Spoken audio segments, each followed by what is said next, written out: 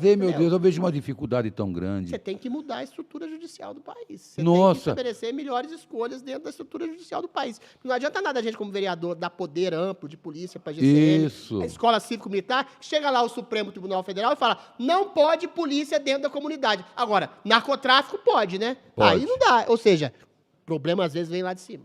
Liberação de maconha. Não, eu acho assim, a maconha realmente tem um potencial lesivo muito menor do que drogas de potencial. Eu seria a favor, mais uma vez eu vou dizer uma coisa que talvez não seja bem Não, eu já sei seu eu pensamento. seria a favor se houvesse, na América Latina inteira, uma liberação ampla, total e restrita da maconha. Senão o Brasil vira celeiro de maconheiro, entendeu? Mas Acontece igual a Holanda lá, Pera aí, em Amsterdã. Vem os maconheiros, vem os drogados, tudo lá para a cidade de Amsterdã lá. Uma coisa horrorosa.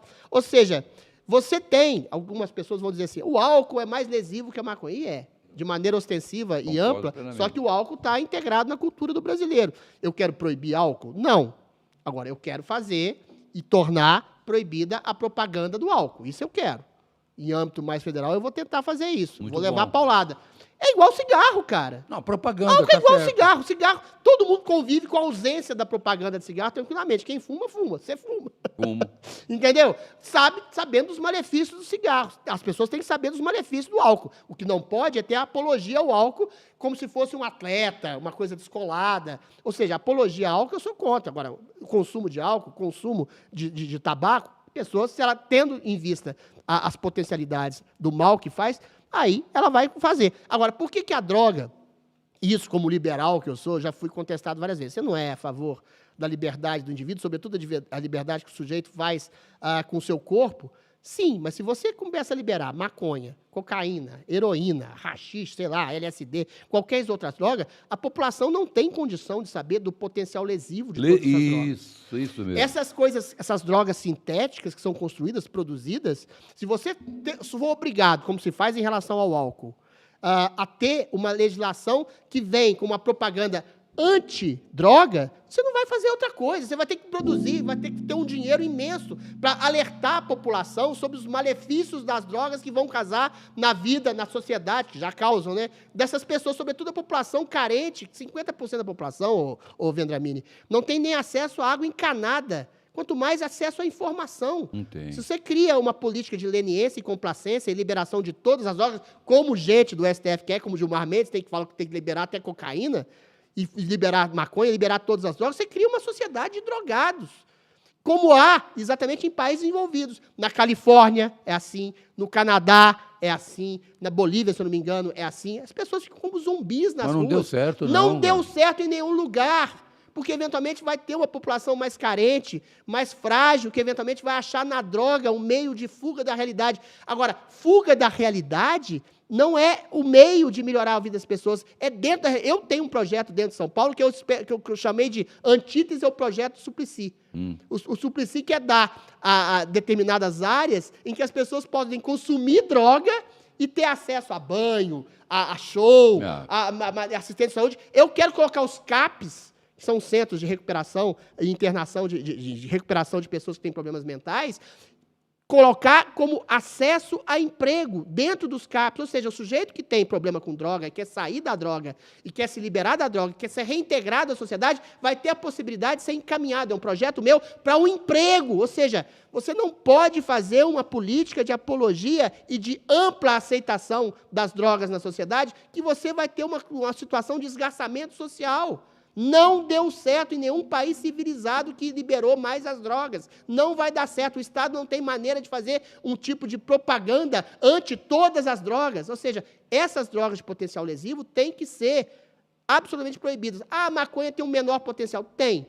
Mas eu não quero que a maconha seja a porta de entrada para outras drogas. E a internação compulsória de drogados? Amplamente favorável. Puta que pariu, eu também sou, cara. Amplamente favorável. Se você vê uma pessoa que é um risco, e aí é uma observação subjetiva do profissional, do médico integrado ao policial, se aquela pessoa está se colocando como um risco, primeiro, a si mesma, você tem um cara que está fumando crack na frente de todo mundo, primeiro que isso é proibido.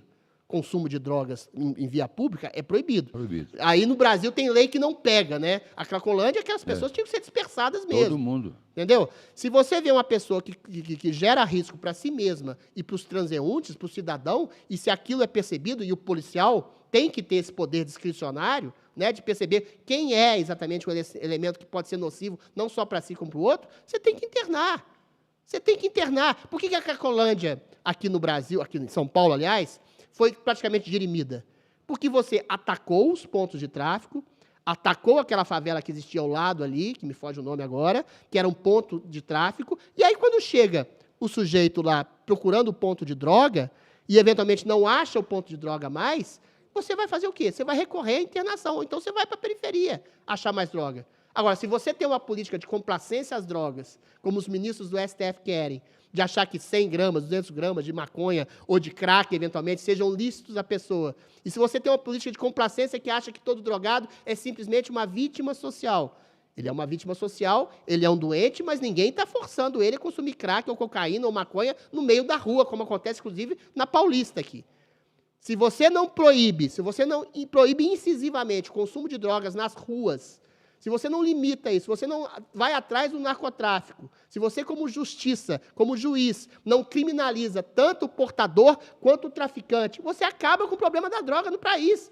Porque no Brasil, hoje, praticamente, o portador de droga, o consumidor de droga, é visto como um doente, uma vítima. É. Se você, eventualmente, criminaliza tanto o tráfico quanto o uso, acabou o problema de droga no Brasil. As pessoas vão chiar, mas as pessoas vão ter uma vida mais feliz, mais contente, mais saudável, sem ter que conviver com gente com droga na rua. E o drogado, ele vai ter que se esconder. E tem mesmo que se esconder. E, eventualmente, isso vai limitar seu uso de droga. E se você recorre a políticas assistenciais e sociais de resgate a quem não quer mais usar droga, ao contrário do que o Suplicy queria fazer aqui em São Paulo, você resgata o problema da droga. Eu costumo dizer que certos problemas são muito de fácil resolução. Não se faz porque você tem uma cultura pseudo-progressista de apologia, praticamente, ao uso de droga, de ampla aceitação ao uso de droga. Se você proíbe o consumo, se proíbe o tráfico, acabou o programa de droga no Brasil. Agora, se você libera, você vai ter um problema redobrado. Mas o problema maior é que eles querem liberar a maconha. Mas vai comprar de quem? Do traficante? Do traficante.